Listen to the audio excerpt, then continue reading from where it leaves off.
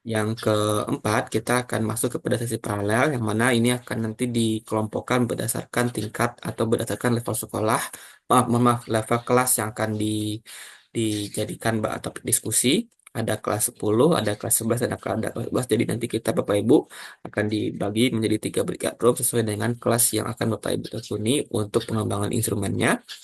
Kemudian nanti kita ada acara kembali ke forum utama untuk acara penutupan dan foto bersama. Kurang lebih begitu agenda kita pada hari ini, Bapak Ibu. Maka daripada itu, marilah kita mulai acara ini dengan membacakan basmalah bersama-sama. Bismillah. Bapak Ibu, lanjut kepada acara inti hari ini yang akan terkait dengan eh, sambutan dan pengarahan dari koordinator kegiatan pengabdian pada masyarakat pada Bapak Dr. Doden Saputra Zaman dipersilahkan. Ya, terima kasih Mas Rizky atas kesempatannya.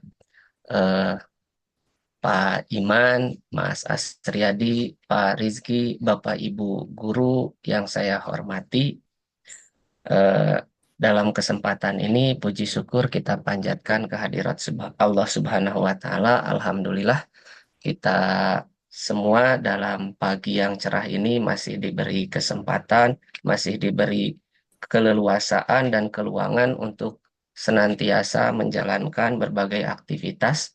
Salah satunya kita diskusi di sini. Mudah-mudahan aktivitas yang kita lakukan, yang sudah dilakukan, dan nanti yang akan kita rencanakan ke depannya senantiasa berada dalam kelancaran, kita semua dalam kesehatan, dan yang paling penting, kita semua dalam keadaan yang dalam kondisi yang penuh dengan keberkahan. Amin ya Allah ya Rabbal Alamin. Baik, Bapak Ibu, sebagaimana tadi sudah disampaikan oleh Pak Rizky bahwa agenda ini atau kegiatan ini merupakan lanjutan dari kegiatan sebelumnya. Sebelum saya masuk ke yang izin share screen, Mas Rizky. Ya.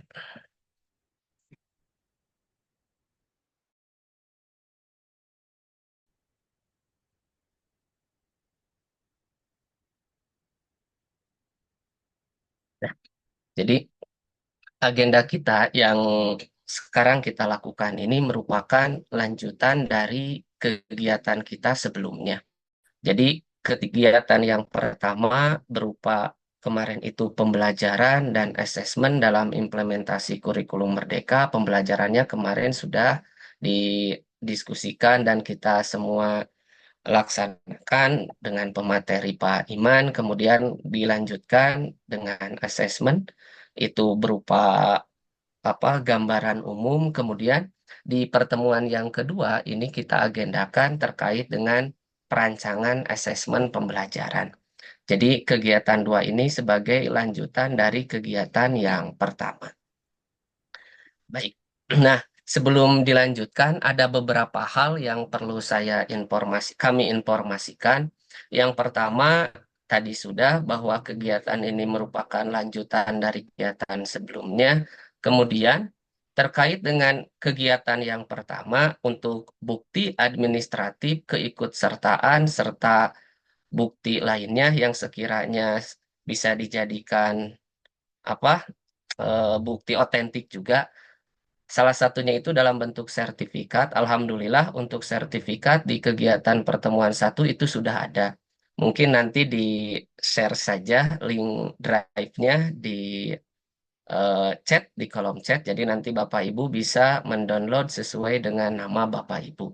Adapun untuk yang fisiknya, itu kami juga ada. Sebenarnya kemarin itu ketika kami mengurus, Pak Dekan itu nanda tangannya di kertas yang fisik. Jadi ini nomornya dari fakultas, yang menandatanganinya juga Pak Dekan FMI Pak UPI, itu bentuknya fisik. Dan itu kami ada di kampus. Insya Allah nanti ketika ke Garut saya bawa dan disampaikan ke Pak Iman. Tapi untuk yang filenya, Bapak Ibu bisa download di tautan ini. Nanti di ini ya, di-sharekan di mungkin bisa minta bantuan Mbak Prila untuk share di kolom chat atau nanti di grup, seandainya nanti kita buat grup. Nah, kemudian untuk yang kegiatan ini nanti jangan lupa Bapak Ibu untuk mengisi presensi atau daftar hadir lengkap dengan gelar sekiranya memang Bapak Ibu menginginkan dalam sertifikat itu ada gelar. Secara pribadi saya menyarankan pakai gelar saja biar lebih lengkap gitu ya untuk penulisan namanya di daftar hadir dan nantinya untuk dituliskan di sertifikat. Mungkin itu informasi awal yang perlu kami sampaikan sebelum kita masuk ke tahapan yang diskusinya. Baik. Nah, kita mulai saja ya Bapak Ibu. Bentar, izin. Oke.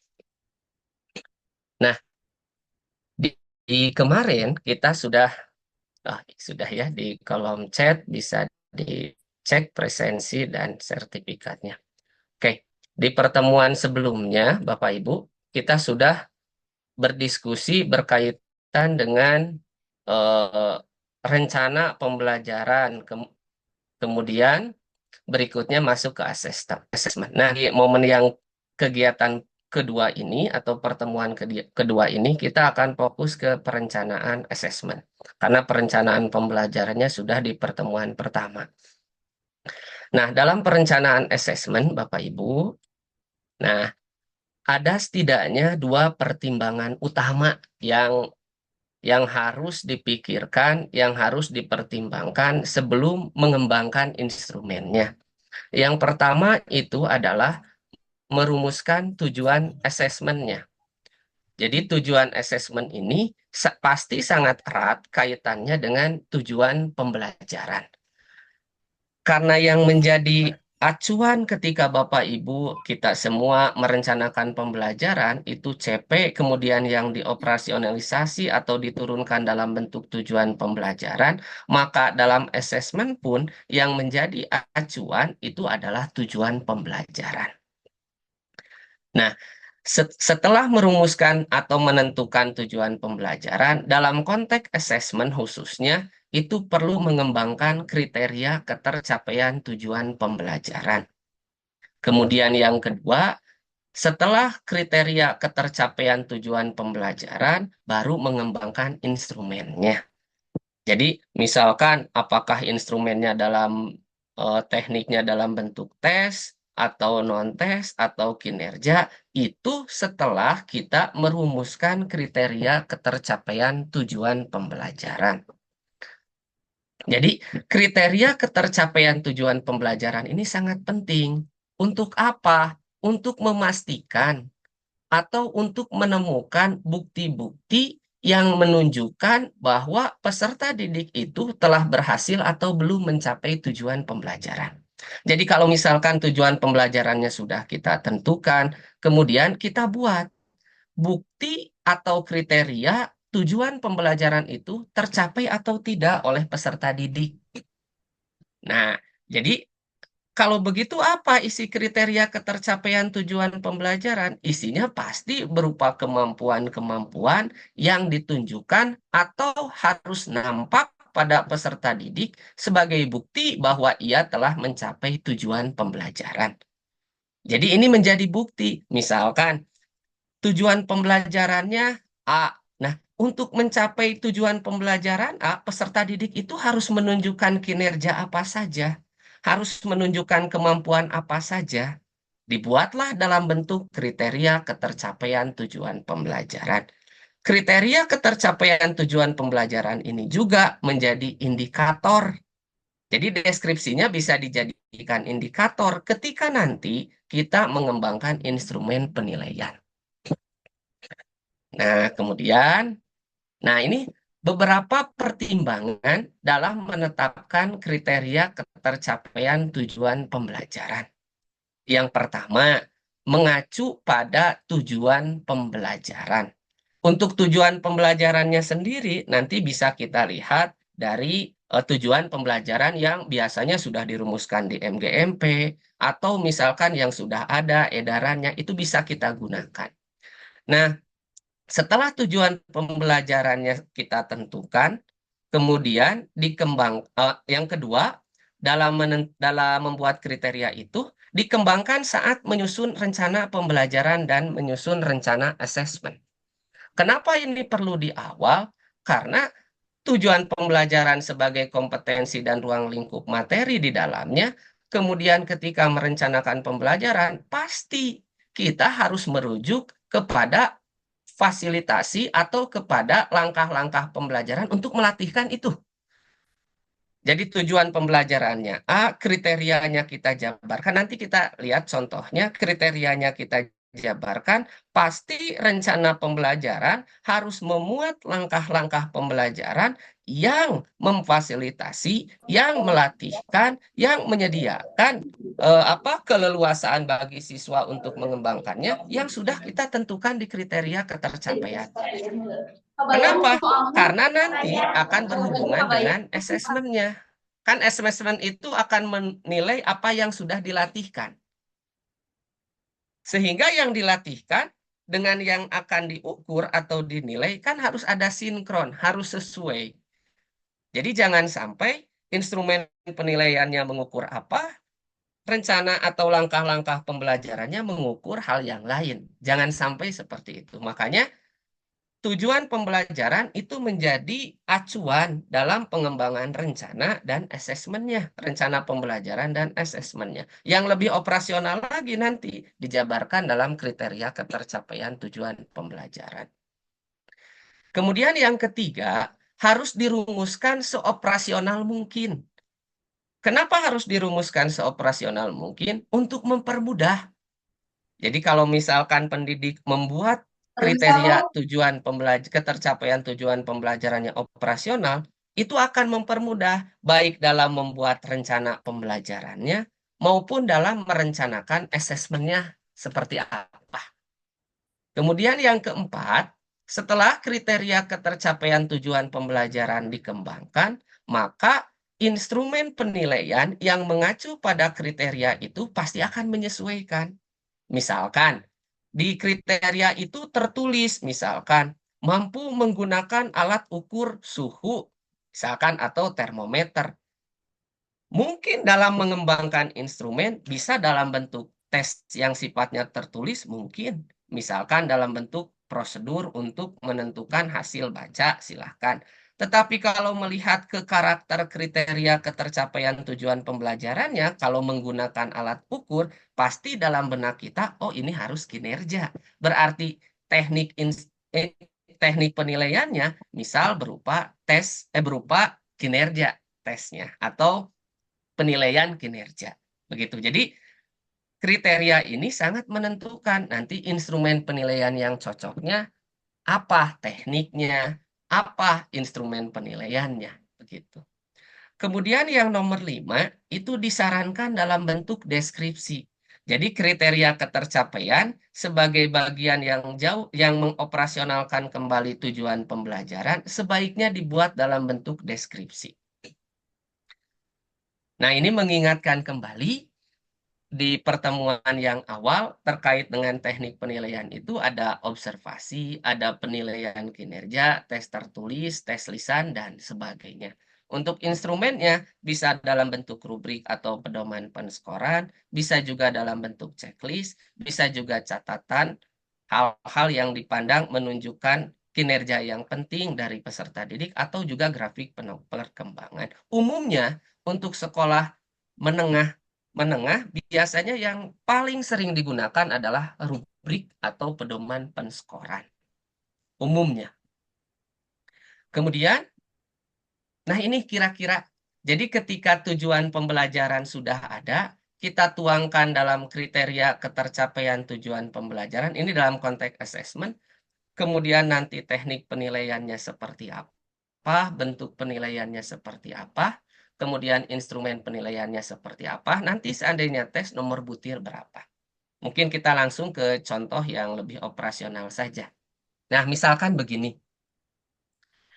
Misalkan, di fase E itu ada tujuan pembelajaran itu adalah memahami fenomena perubahan iklim dan berperan aktif mengampanyekan solusi permasalahan perubahan iklim. Ini di fase E. Kalau kita lihat tujuan pembelajaran ini, sebagaimana sebelumnya kita diskusikan, kalau tujuan pembelajaran itu di dalamnya terdapat kompetensi dan ruang lingkup materi. Jadi dalam konteks ini kompetensinya apa? Harus mampu memahami fenomena dan bisa mengampanyekan. Yang menjadi ruang lingkup materinya terkait permasalahan perubahan iklim. Nah, peserta didik dikatakan iklim dan berperan aktif mengampanyekan solusi permasalahan perubahan iklim jika menunjukkan apa? Kita coba operasionalisasikan kembali tujuan pembelajaran ini dalam bentuk kriteria ketercapaian tujuan pembelajaran. Nah, apa saja kriterianya? Apa saja indikator atau bukti ketercapaiannya? Misal kita membuat, oh yang pertama itu kalau dia mampu memahami fenomena, berarti dia harus mampu menginterpretasikan data ilmiah atau menginterpretasikan dari data. Misalkan dalam disajikan fenomena, fenomenanya berupa data, dia harus mampu menginterpretasi. Tentu saja berkaitannya dengan ruang lingkup materinya, yaitu permasalahan perubahan iklim. Jadi kemudian yang nomor dua, oh anak mampu, peserta didik dipandang mampu memahami fenomena jika apa? Oh jika misalkan nanti disajikan data, nanti disajikan informasi, dia harus mampu membuat kesimpulan. Oh dibuatlah kriteria ketercapaiannya, membuat kesimpulan yang tepat berdasarkan data ilmiah. Karena di sini ada mengampanyekan solusi, oh apa ya yang tepat? Oh kriterianya mungkin salah satunya membangun argumen berkaitan dengan solusi. Nah, kriteria-kriteria ini perlu kita tentukan sebelum kita menyusun rencana pembelajaran, sebelum kita merencanakan instrumen penilaiannya. Mengapa ini penting? Tadi, karena ini akan menjadi bukti, menjadi indikator bahwa peserta didik bisa atau sudah menunjukkan, sudah mencapai tujuan pembelajaran yang diharapkan. Ini contoh saja. Mungkin nanti ketika diskusi, bukan hanya ini, mungkin ada tambahan. Selama itu relevan dalam upaya mencapai tujuan pembelajaran yang sudah ditentukan, itu tidak masalah. Sekiranya itu dipandang relevan atau memang perlu sebagai bagian indikator atau kriteria yang merujuk pada tujuan pembelajaran. Jadi ini hanya sebatas contoh saja yang telah kami buat. Nah, ini contohnya yang fase E. Kita sudah membuat kriteria ketercapaian tujuan pembelajaran. Kita selanjutnya apa yang dilakukan? Nah, kira-kira rancangannya seperti ini. Jadi misalkan kalau kita merencanakan nomor satu menginterpretasikan data ilmiah. Oh berarti nanti dalam pembelajaran harus ada aktivitas, harus ada langkah yang memfasilitasi peserta didik untuk melatihkan ini. Melatihkan menginterpretasi data ilmiah. Sama dengan yang lainnya. Oh, kalau misalkan kita sudah menetapkan kriteria ketercapaiannya membuat kesimpulan, berarti nanti dalam rencana pembelajaran harus ada langkah-langkah pembelajaran atau aktivitas-aktivitas pembelajaran untuk memfasilitasi kemampuan ini. Termasuk misalkan membangun argumen, berarti pembelajaran di kelas harus memfasilitasi, harus merangsang peserta didik untuk mampu membangun argumen. Jadi ini secara tidak langsung memberikan rujukan, memberikan guide kepada pendidik untuk merencanakan pembelajaran dan merencanakan asesmennya harus mengacu pada kriteria yang sudah ditentukan dalam upaya untuk memfasilitasi dan memastikan peserta didik itu sudah mencapai tujuan pembelajaran tertentu. Gitu. Jadi misalkan nomor satu nih, menginterpretasi data, mungkin nanti untuk asesmennya tes tertulis saja. Oh, simpan berarti itu pakai tes tertulis. Dengan cara apa? Misalkan disajikan fenomena, disajikan data-data ilmiah. Harus bisa siswa menginterpretasikannya. Misalkan begitu. Kemudian membuat kesimpulan. Membuat kesimpulan juga nampaknya lebih tepat menggunakan tes. Oh, berarti buat dalam bentuk tes, misalkan tes tertulis. Oh, berarti nanti kita rencanakan dengan teknik tes tertulis. Kemudian yang ketiga, membangun argumen. Oh, ini bisa juga dalam bentuk tulisan. Oh, ini juga bisa dalam bentuk penugasan atau proyek. Ya, silahkan yang sekiranya tepat untuk mengukur dan memfasilitasi ini. Gitu.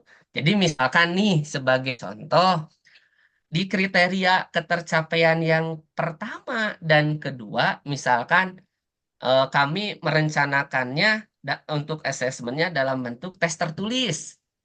Kemudian untuk yang ketiga dalam bentuk proyek. Ya sudah, berarti kita buat rancangannya kira-kira seperti ini.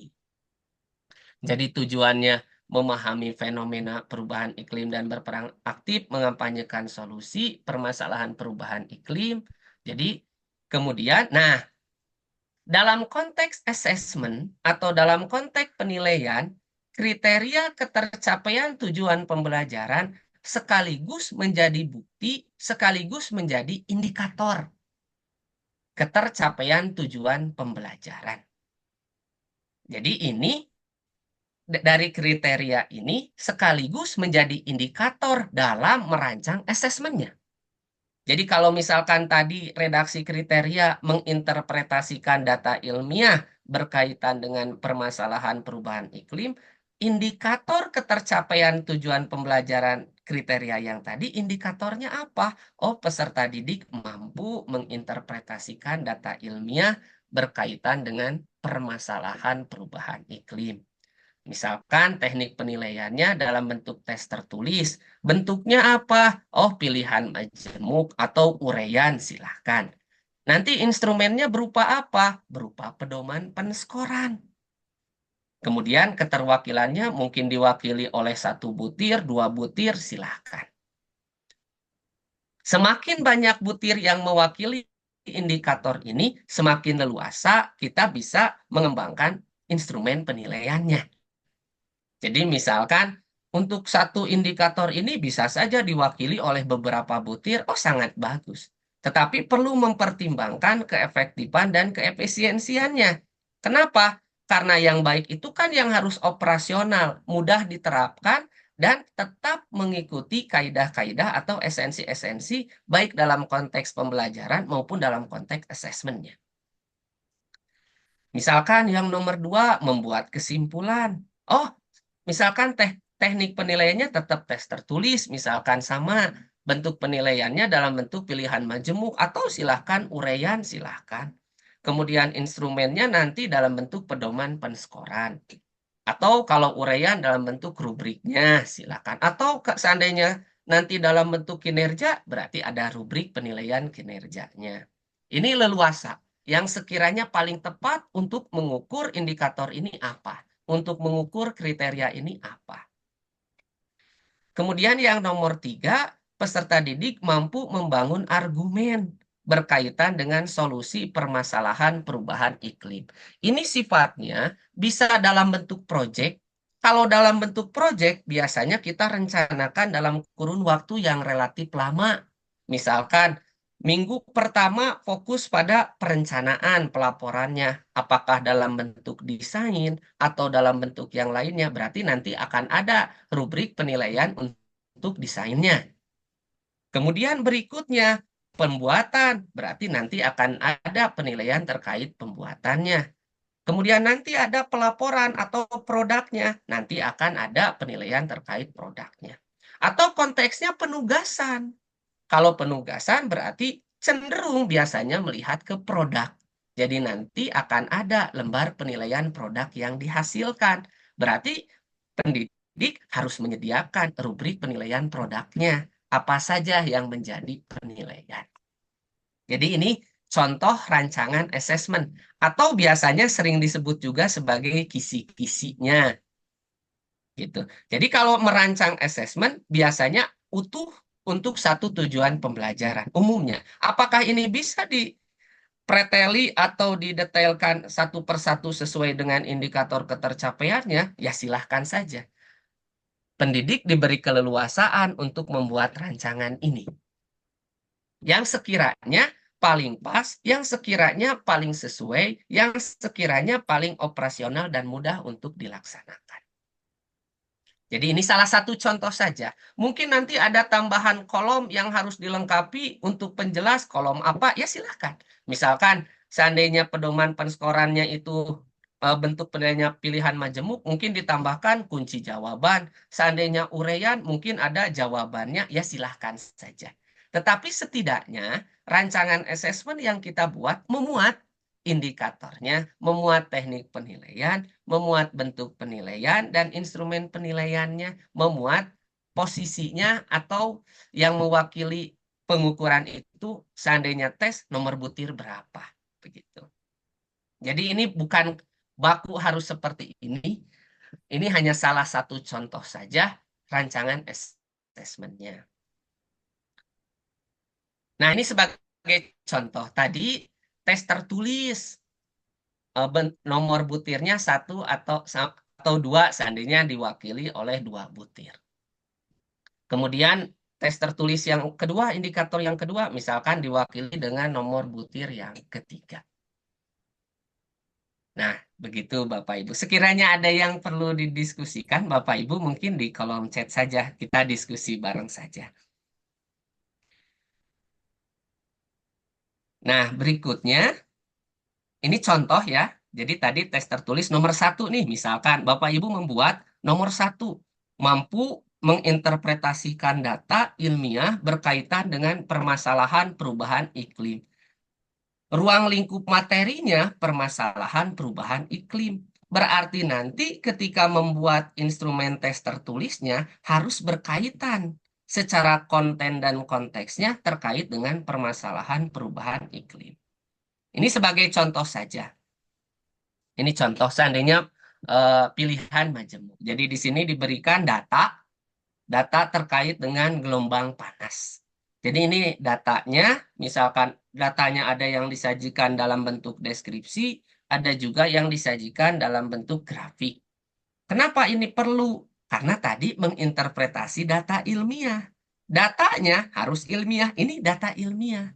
Kemudian datanya disajikan dengan representasi bentuk-bentuk data, tidak hanya satu, misalkan deskripsi, misalkan grafik, misalkan diagram, dan sebagainya. Ini sebagai contoh saja. Sekali lagi, ini sebagai contoh saja. Jadi misalkan diberikan permasalahannya itu terkait perubahan iklim itu adalah gelombang panas. Jadi ada data yang menunjukkan bahwa pada akhir April 2023 di beberapa negara di Asia itu terdampak gelombang panas. Nah, ini datanya kemudian disajikan untuk angka-angkanya dalam bentuk grafik. Ini data tambahannya dalam bentuk diagram. Kemudian gelombang panas ini ternyata bukan hanya terjadi di Asia, tetapi terjadi juga di Amerika. Atau sekiranya ini tidak, seandainya ada data ilmiah yang berkaitan dengan eh, kejadian perubahan iklim ini yang lebih dekat dengan di sekitar kita, di sekitar pendidik dan peserta didik, itu bisa dijadikan bagian untuk datanya gitu, atau sebagai sumber datanya. Nah, ini kemudian di sini di dalam deskripsi juga ada data yang menunjukkan bahwa gelombang panas itu atau sebuah wilayah terkena gelombang panas itu jika apa? Oh, diberitahu.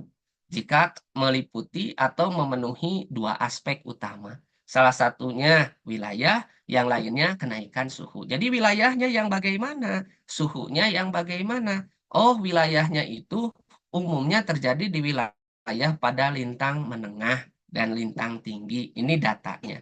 Kemudian wilayahnya itu umumnya terjadi pada daratan yang luas. Ini terkait permasalahan perubahan iklim, yaitu gelombang panas. Kemudian aspek yang keduanya itu terkait dengan apa? Ciri gelombang panas itu adanya kenaikan suhu yang tidak biasa. Misalkan naik suhunya itu 5 derajat dan berlangsungnya 3 hari berturut-turut. Jadi kalau misalkan, oh suhu normal di wilayah tertentu tuh 30, tiba-tiba naik di hari berikutnya misalkan 35 dan berturut-turut 35, 35, 35. maka itu berarti salah satu ciri terjadi gelombang panas. Begitu. Nah, pertanyaannya misalkan jadi begini. Jadi pernyataan mana saja yang betul? Nah, ini berdasarkan data.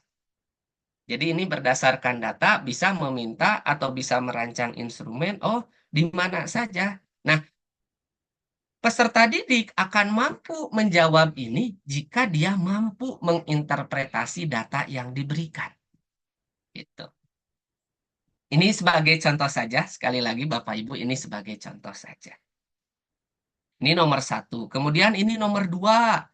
Jadi nomor dua juga sama, ini terkait dengan gelombang panas. Misalkan ini ada data nih di BMKG itu per tanggal 25 April 2023 yang menyatakan bahwa wilayah Indonesia kemudian mencatat suhu dan terjadi penurunan di kisaran 34 sampai 36. Nah, kemudian ditanyakan, kalau mengacu ke data yang sebelumnya, Indonesia ini apakah boleh atau masuk tidak dalam kategori wilayah yang mengalami gelombang panas atau tidak? Tentu saja bukan hanya sebatas iya dan tidak, tetapi ada alasan atau ada rasionalnya mengapa menjawab iya, mengapa menjawab tidak. Nah, itu. Nah, kemudian yang ketiga, misalkan tadi kita membuat kriteria ketercapaiannya itu membuat kesimpulan. Nah, disajikan data terkait gelombang panas, misalkan di negara tertentu, misalkan di negara India dari tahun ke tahun. Diminta menyimpulkan berdasarkan data yang diberikan. Misalkan di sini, manakah fakta yang mungkin terjadi? Jadi kita pas ada data, diinterpretasi, kemudian disimpulkan. Misal di sini, 2013, 2015, 2000, seterusnya sampai 2020, disajikan jumlah kematian akibat gelombang panas di India. Kita lihat awalnya naik, kemudian turun sampai di 2020, nyaris nol jumlah kematiannya. Nah, kalau melihat fenomena, kalau menginterpretasi data ini, apa yang bisa kita simpulkan berkaitan dengan kondisi ini? Oh, misalkan nomor satu, literasi masyarakat India tentang cara menyikapi gelombang panasnya meningkat. Nomor dua, edukasi pemerintah menunjukkan hasil positif. Yang ketiga, mitigasi bencana gelombang panas semakin buruk. Nah, di antara ini yang bisa dijadikan kesimpulan yang mana kira-kira. Nah, peserta didik disajikan untuk itu. Itu nomor tiga. Jadi mewakili kriteria yang membuat kesimpulan. Kalau kita merencanakan indikator ketercapaiannya diuji, dinilai menggunakan tes tertulis. Ini sebagai contoh saja. Akan lain ceritanya kalau kita merumuskan kriteria yang merujuk ke tujuan pembelajaran itu lebih tepat menurut kita kinerja. Misalkan berkaitan dengan kemampuan atau keterampilan dalam menggunakan alat ukur, atau dalam bereksperimen, atau dalam hal yang lainnya, berarti instrumen atau teknik penilaiannya pun akan menyesuaikan yang paling tepat.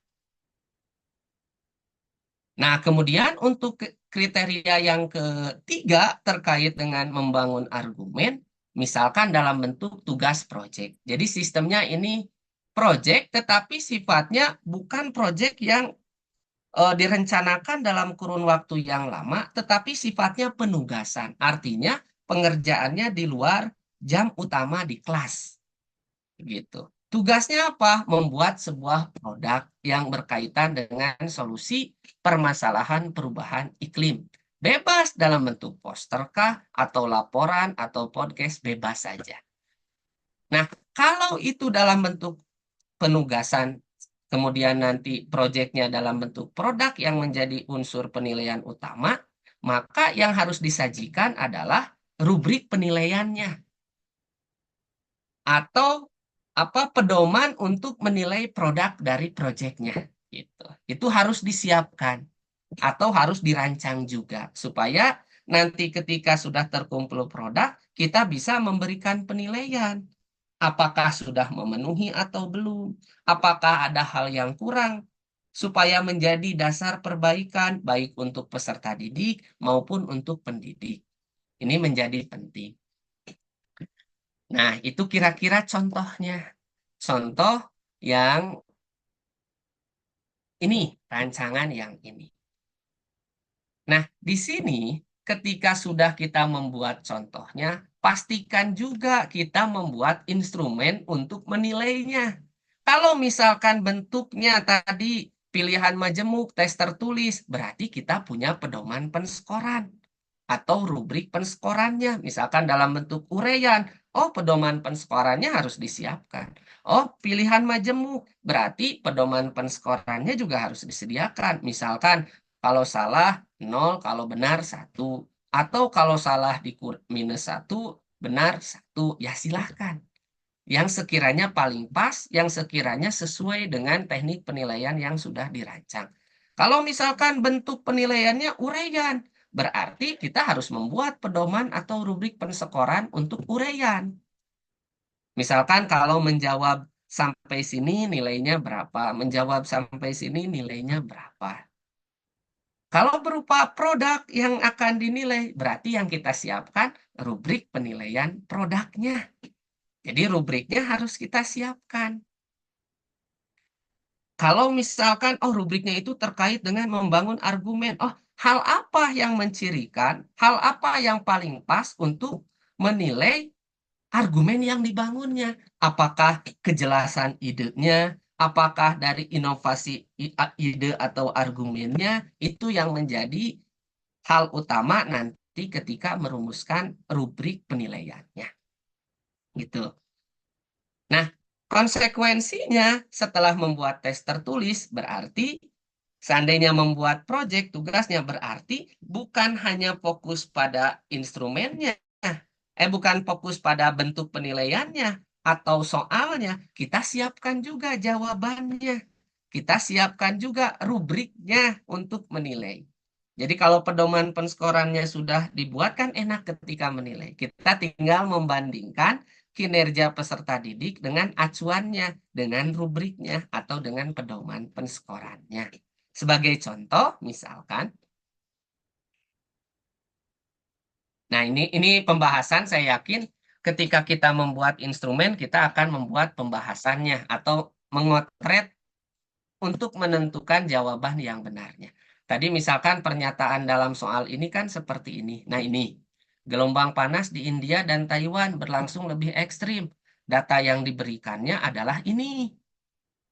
Berarti nanti pasti pendidik akan ngotret dulu lah atau membuatnya. Oh, kalau di India segini loh perubahan suhunya atau kenaikan suhunya. Oh, di Bangladesh segini loh. Oh, di Taiwan segini. Oh, di Cina segini. Sehingga itu menjadi apa bantuan untuk menjawab atau untuk menentukan jawaban yang tepatnya. Ini gelombang panas di India berlangsung. Oh, kalau lihat di ini, kemudian dibandingkan, oh iya, ini lebih panas. Jadi ini yang diharapkan dari peserta didik. Dia harus mampu menginterpretasi data. Oh, data ini apa sumbu vertikalnya? Kembali ke informasi yang diberikan. Oh, sumbu vertikalnya itu berkaitan dengan lamanya atau lama hari terjadinya gelombang panas. Apa sumbu horizontalnya? Oh, kalau sumbu horizontalnya ini berkaitan dengan tahun, begitu. Jadi diharapkan peserta didik itu mampu menginterpretasi data. Nah, gitu. Ini untuk menjawab pernyataan yang diberikan atau merujuk ke jawaban. Jadi di sini misalkan diberi pernyataan 1, 2, 3, 4. Nanti dikembangkan. Manakah seandainya dalam bentuk pilihan majemuk pernyataan yang tepat 1, 2, 3, 1, 3 atau 2, 4 atau 1, 2, 3, 4 itu silahkan dikembangkan. Nah kalau melihat di sini, oh pernyataan 1, oh benar ini. Oh berarti harapan kita membuat stimulus data ini ingin menunjukkan, oh dia bisa membaca atau menginterpretasi data. Responnya yang diharapkan, dia akan memilih pernyataan satu itu sebagai bagian dari pernyataan yang sesuai. Gitu.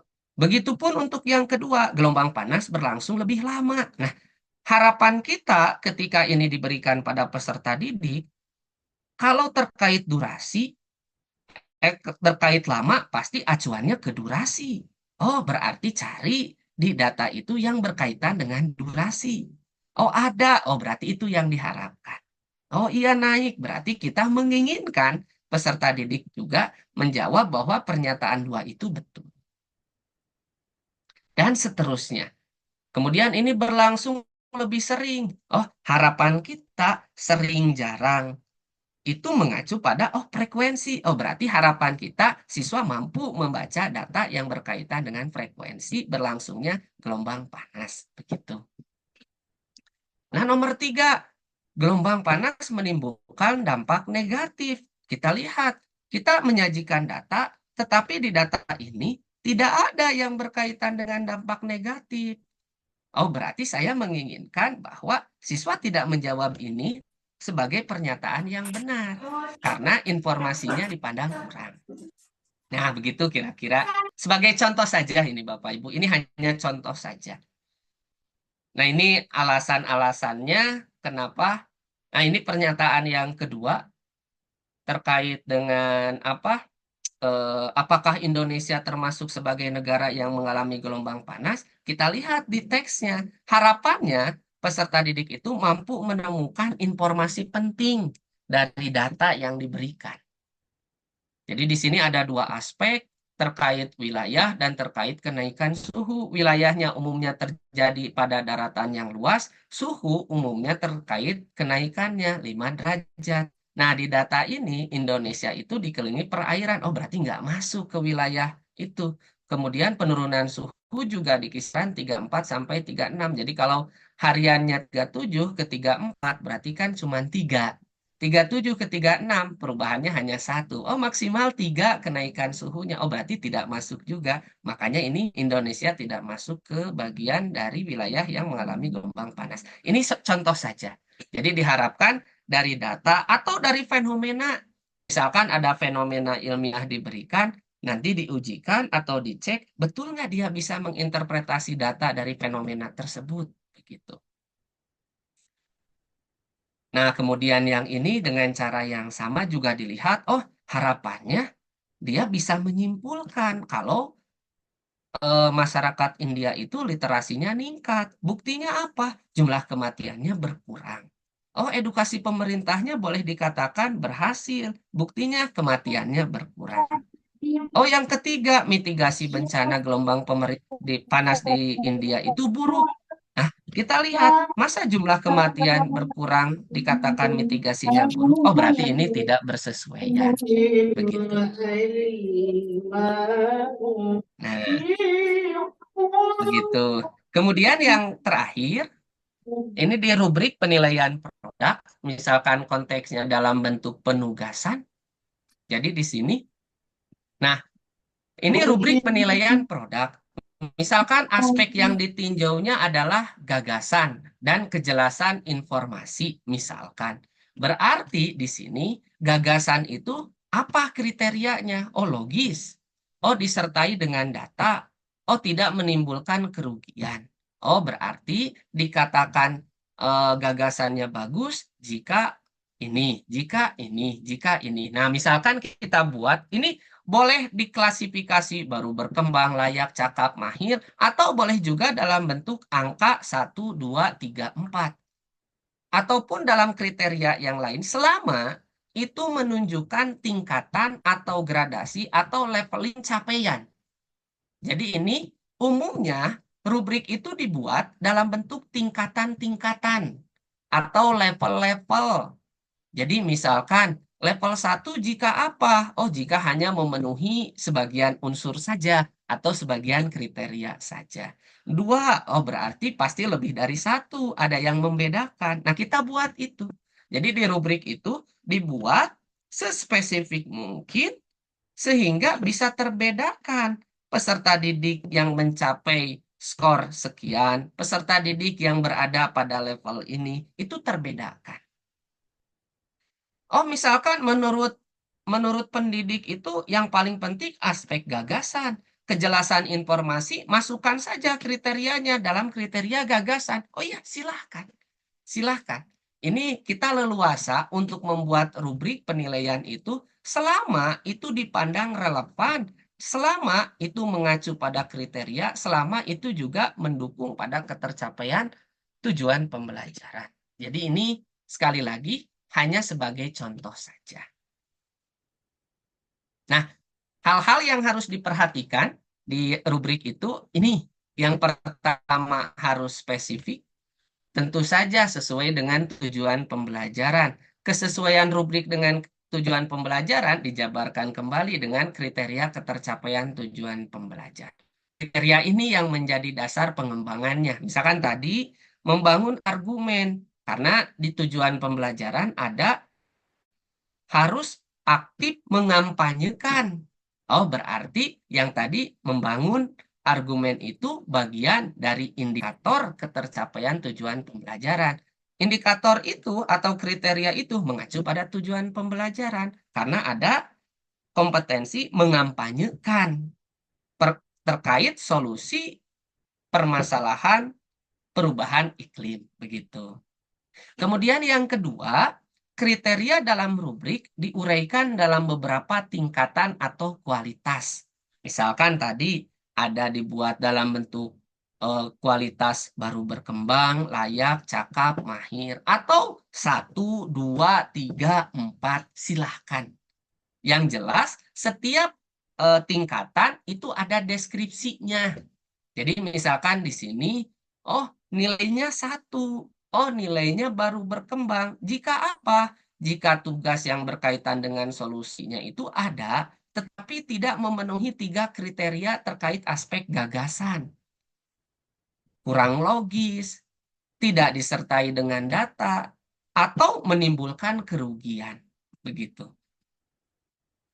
Kejelasan informasi, misalkan disajikan secara jelas, kemudian efektif dari segi penggunaan kata. Karena ini konteksnya mengampanyekan, orang harus tertarik. Oh, unsur menarik menjadi penting untuk dimasukkan. Silahkan. Yang jelas kriteria ini harus merujuk pada aspek utamanya. Gitu. Jadi tidak boleh terlalu jauh juga gitu. Jadi harus kena, harus sesuai, harus spesifik. Nah, ini aturannya dalam membuat rubrik. Jadi ketika kita membuat rubrik, cek kembali. Apakah rubrik ini spesifik dan bersesuaian nggak dengan tujuan pembelajaran? Apakah ada tingkatannya? Tingkatan tidak baku harus 4, harus 3, harus 5, tidak. Kita menyesuaikan saja dengan karakteristik tujuan pembelajarannya. Kita juga menyesuaikan dengan karakteristik peserta didiknya. Oh, dengan melihat karakteristik peserta didik, ini nampaknya capaiannya bisa dibagi atau bisa dikelompokkan ke 3 kelompok atau 3 skala atau 3 tingkatan. Ya silahkan. Gitu. Kemudian masing-masing tingkatan atau masing-masing kualitas pastikan gambarannya jelas. Gitu. Sehingga bisa terbedakan siswa yang memperoleh skor 1 dengan siswa yang memperoleh skor 2, 3, 4 itu jelas terbedakan. Ketika deskripsi di setiap tingkatannya itu sudah memberikan gambaran yang operasional dan memudahkan pendidik untuk melakukan penilaian terhadap kinerja peserta didiknya. Nah, kalau misalkan nanti dikembangkannya uraian untuk bentuk atau teknik penilaiannya dalam bentuk tes, kemudian bentuknya uraian, berarti peserta didik itu ketika menunjukkan atau menuliskan jawaban, bagi pendidik harus membuat rubrik penskorannya. Misalkan di sini, oh rubrik penskorannya dibuat. Kalau ada 2 secara umum, ada yang sifatnya holistik, ada yang sifatnya analitis. Nah, kalau ilmu eksak, karena cenderungan jawaban relatif tertutup, lebih disarankan menggunakan rubrik penskoran yang sifatnya analitis. Analitis itu apa?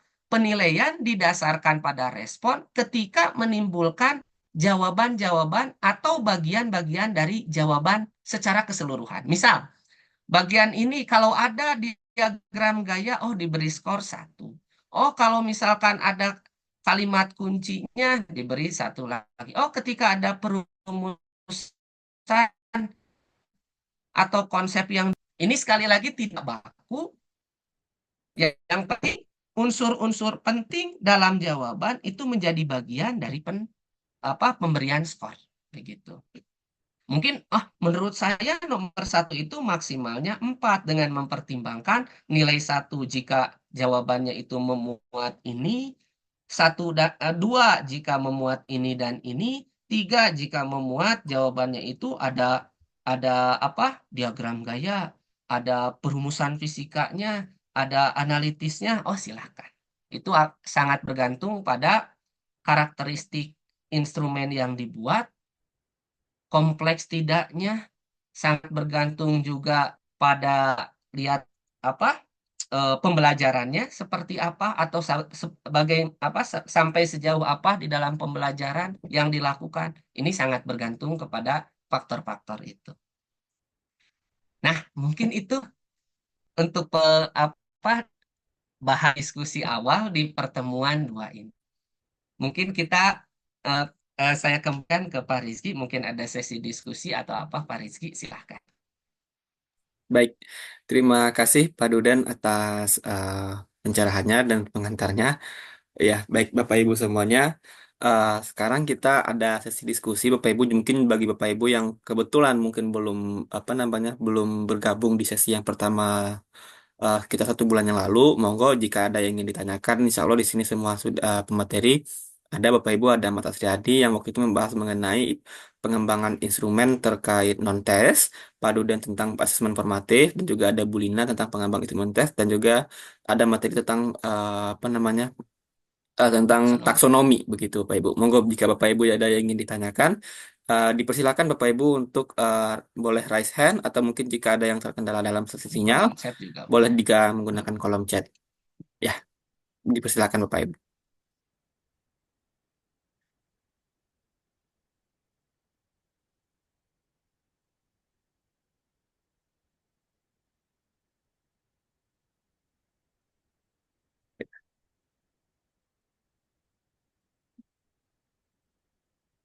Mungkin sedikit mengingatkan juga Bapak Pruden ya terkait luaran Ya, dari silakan Mas. program ini Bapak Ibu. Jadi Oh ya, silakan program Mas. pengabdian ini memang akan dilaksanakan beberapa kali. Ini memang pertemuan kedua, eh, yang mana pada agenda kedua ini dan seterusnya itu kita tentang workshop Bapak Ibu. Tentang workshop penulisan instrumen yang mana instrumen yang Bapak Ibu tulis itu nanti kita akan memberikan fasilitas untuk diterbitkan menjadi buku, yaitu buku tentang bank soal bahasanya kalau bahasa sederhananya begitu. Dan tapi tidak tertutup kemungkinan jika Bapak Ibu ingin mengembangkan instrumennya berupa non-tes, misalnya rubrik dan sebagainya, kita juga akan fasilitasi di dalam Iya, buku tersebut begitu Bapak Ibu. Jadi nanti semua yang berkontribusi iya, dalam menyumbangkan butir soal ataupun mengembangkan instrumen tes ataupun yang non tes itu akan dicatat sebagai penulis bukunya begitu Bapak Ibu. Jadi monggo Bapak Ibu jadi bahkan cuma 1 atau 2 soal saja yang Bapak Ibu eh, yang apa namanya yang nyatanya Wah, yang nyatanya bisa dimasukkan begitu perludannya nanti kita tetap akan fasilitasi. iya, betul, Eh, Jadi betul. Jadi harapannya Bapak Ibu di kegiatan ini kita berembuk, kita berdiskusi terkait dengan perancangan asesmen dan analisisnya. Jadi di sini kami menambahkan analisis kualitasnya karena nanti kita harus memastikan juga yang kita buat bersama itu secara kualitas memenuhi kaidah instrumen yang baik. Apakah sifatnya secara teoritis atau secara logis oleh ahli, jadi kita cek bareng-bareng. Kemudian nanti secara empiris diuji cobakan.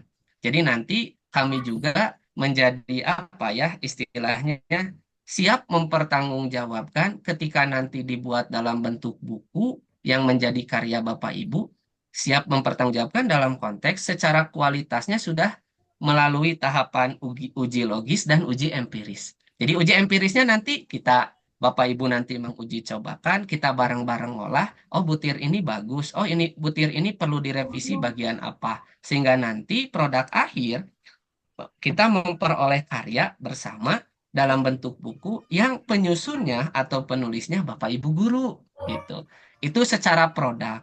Kemudian secara administratif juga, biar ini menjadi bagian dari kinerja Bapak Ibu secara administratif, di setiap kegiatan kami selalu membuat atau memberi istilahnya menyediakan lah.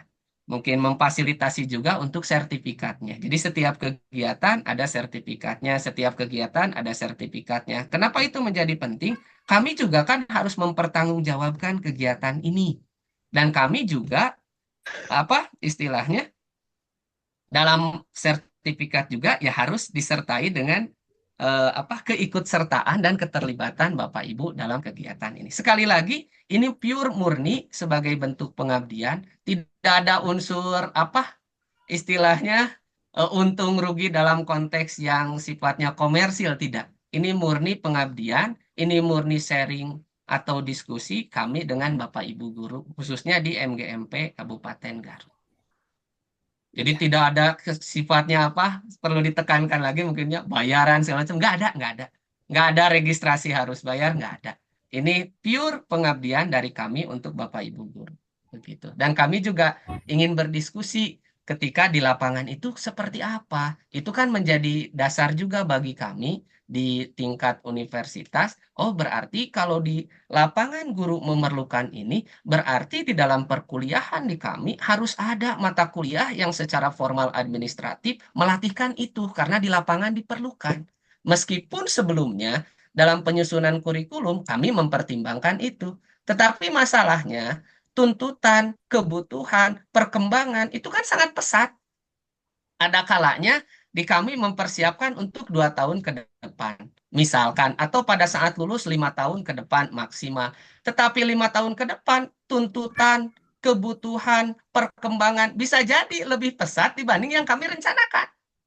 Nah, itu kan kami tidak tahu permasalahan real di sekolah, kami tidak sepenuhnya tahu. Nah, melalui pengabdian ini, kami juga ingin menghimpun hal-hal yang menjadi istilahnya itu ditemukan oleh Bapak Ibu guru sehingga menjadi masukan juga bagi kami di kampus. Oh, hal ini loh yang diperlukan. Oh, hal ini yang harus dikembangkan. Karena kami juga ada program khusus terkait dengan kegiatan mahasiswa di sekolah, misalkan dalam bentuk P3K atau PPL lah kalau dulu, atau dalam bentuk kampus mengajar. Itu kan mahasiswa yang mengontrak P3K atau yang mengikuti kegiatan kampus mengajar, dia kan harus menjadi mitra guru dan menjadi ajang pembelajaran bagi mahasiswa. Kalau misalkan tidak dibekali dengan hal-hal yang diperlukan di lapangan, kemitraan mereka di lapangan kan menjadi kurang. Betul, ajang untuk belajar, tetapi belajarnya bukan berarti dari nol, harus ada kemampuan-kemampuan awal yang sudah dimiliki. Begitu. Ya, mungkin itu Mas untuk ya, tambahannya. ya, baik. Silakan Mas Rizky. Baik, terima kasih Pak Duden atas apa namanya atas konfirmasinya sekali lagi Bapak Ibu. Jadi memang begitu Bapak Ibu. Di sini memang kami pure atau murni ingin memfasilitasi Bapak Ibu untuk memiliki karya juga begitu. Bahkan nanti harapannya dari karya Bapak Ibu mungkin dari yang paling aktif atau mungkin yang paling banyak memberikan bukti soal buku cetaknya akan kami kirimkan begitu Bapak Ibu sebagai Ya, insya apresiasi. Allah kami Insya Allah seperti kirimkan ya itu. Mas ya. Mm, iya. Mm-mm. Jadi Cuma kami akan nggak tahu jumlahnya berapa yang akan iya, dicetak dan dikirimkannya nanti iya. kita lihat. Oke, baik. Ini ada pertanyaan Bapak di kolom chat Ya, dari silakan. Ibu Siva terkait, mohon maaf izin bertanya, Ya. untuk penerapan soal-soal HOTS begini, baiknya apakah berlaku bagi semua siswa atau hanya untuk siswa dengan tingkat kecerdasan di atas rata-rata Oh, iya, atau sebagai bahan iya penilaian? betul, Nah, ini pertanyaannya menarik, mungkin Pak betul. Duden yang bisa langsung, atau mungkin Bagus juga ini, ya, bagus ya, banget ya. ya, monggo Bapak. Ya, ya. Terima kasih Ibu Siva Safira. Yang tadi saya tampilkan itu hanya contoh saja, Ibu ya. Jadi kalau harus jujur, memang di awal itu kami merencanakan kegiatan itu fokus pada soal-soal HOTS. Tetapi di perjalanan kami berpikir lagi, oh nggak bisa begitu juga. Ini harus lebih operasional yang memang terjadi di lapangan. Sehingga dikemas semuanya diarahkan dalam konteks implementasi kurikulum Merdeka. Nah, kalau pertanyaannya, apakah berlaku bagi semua siswa atau hanya untuk siswa dengan tingkat kecerdasan di atas rata-rata? Hemat saya itu disesuaikan saja, Bu. Artinya gini, ketika kita sudah menetapkan kriteria ketercapaian tujuan pembelajaran, pasti ketika mengingat itu, selain merujuk kepada tujuan pembelajaran, kita juga memperhatikan karakteristik peserta didiknya. Artinya tidak berlaku untuk semua. Ini hanya contoh saja gitu. Seandainya memang kemampuannya atau siswanya bisa dilatih begini. Harapan idealnya, ya semuanya sampai ke level yang paling tinggi. Tetapi di dalam implementasinya, tentu saja karakteristik peserta didik itu belum tentu sama. Dan kita sebagai pendidik menyesuaikan dengan kebutuhannya. Sekali lagi, tidak bermaksud meng-underestimate peserta didik, tidak. Tidak bermaksud meng-underestimate peserta didik. Tetapi kita melihat karakteristik peserta didiknya. Makanya kalau saya lihat di kurikulum Merdeka itu ada pembelajaran terdiferensiasi. Kita pastikan menyesuaikan dengan kebutuhan. Tetapi tetap yang menjadi acuan adalah tujuan pembelajaran atau ketercapaian tujuan pembelajaran. Jadi kalau misalkan setelah melihat, oh tujuan pembelajarannya menganalisis ini. Kita lihat berdasarkan asesmen awal, kemampuan peserta didik begini. Oh, rencana pembelajarannya begini. Dibedakan. Oh, untuk terdiferensiasi produknya yang ini mas sampai sini, yang ininya sampai sini, yang ini sampai sini. Tetapi meskipun capaian produknya berbeda-beda, tetap mengacu ke tujuan pembelajaran yang sama. Itu yang harus dipastikan. Mengacu pada tujuan pembelajaran yang sama. Sekiranya menurut Bapak Ibu yang lebih tahu dengan karakteristik peserta didik, kalau dikasih tahu apa diberi soal yang langsung begini mah nggak akan bisa. Ini harus ada tahapannya. Berarti yang lebih tepat betul tahapannya bagaimana? Oh, kemampuan ini dulu yang harus dibekali menginterpretasi data secara bertahap. Oh, harus dibekali ini baru misalkan diberikan soal yang mungkin lebih advance. Tetapi bagi mereka yang dipandang sudah memenuhi yang minimal, ini bisa diberikan baik secara proses maupun nanti ketika dalam bentuk pengayaan atau yang lain ini bisa diberikan. Jadi tidak serta-merta yang sudah mencapai dibiarkan tanpa perlakuan, kita tingkatkan lagi kemampuannya. Dalam bentuk pengayaan atau dalam bentuk tugas mandiri atau dalam bentuk kajian literaturnya kita sediakan kemudian disuruh untuk apa istilahnya dikaji, yaitu bisa bermacam-macam bentuk pengayaannya. Begitu Mas Rizky.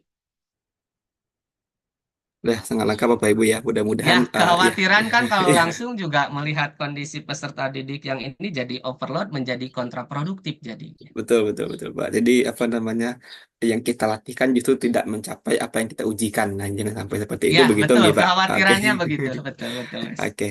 Baik, terima kasih Pak Dudan atas jawabannya. Mungkin ada lagi Bapak Ibu yang ingin mengkonfirmasi atau mungkin ada yang keraguan di dalam hatinya atau apa begitu. Monggo.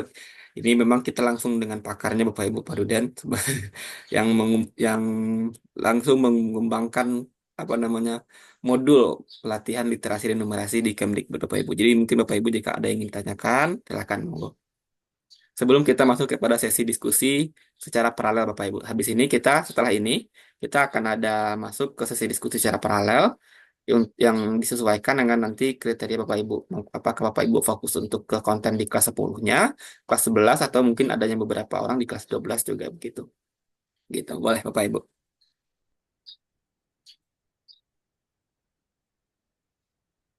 Pak Iman sudah bergabung Pak Iman? Tadi Pak belum dengar Iman, suara Pak Iman. sedang ada kegiatan juga Pak Iman. Oh iya ya Pak. Iya.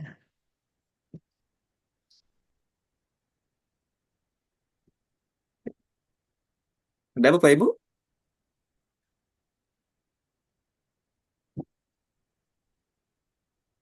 Oke, nampaknya mungkin sementara itu saja dulu, Mas. Sebelum Oke. kita langsung ke yang paralel, mungkin Mhm. nanti kita break 10 menit Ya, sambil di ini di istilahnya pengelompokannya seperti apa untuk nanti di sesi diskusi paralel per ini ya, per kelas mungkin per kelas nantinya. begitu Pak. Iya. Iya, per kelas.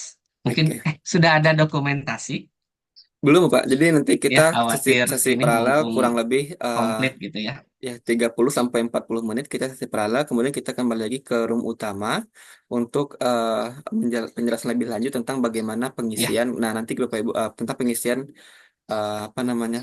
Pengerjaan ada beberapa oleh-oleh yang harus Bapak Ibu bawa pulang begitu kurang lebih Bapak Ibu ya. Nanti kita jangan akan lupa mengisi link presensi, Mas. Nah, itu jangan lupa Bapak Ibu ngisi link presensi. Oke. iya, Bapak Ibu jangan kita lupa. open untuk room paralelnya. Nih, Bapak Ibu ya. Di sini ada iya, nah Bapak Ibu silakan cek di bagian breakout room itu ada 3 room yaitu room kelas 10, kelas 11 dan kelas 12. Tinggal monggo Bapak Ibu untuk menyesuaikan mau fokusnya di kelas berapa. Nah, gitu. Nanti insya Allah di setiap kelas ada fasilitatornya nanti. Oke.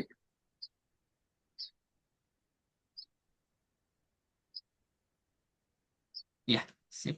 Berarti yang ini mungkin ditutup saja untuk plenonya, Mas. Biar Ya, nanti langsung ke masing-masing ininya ya. ya. Sekitar 10 menit dulu.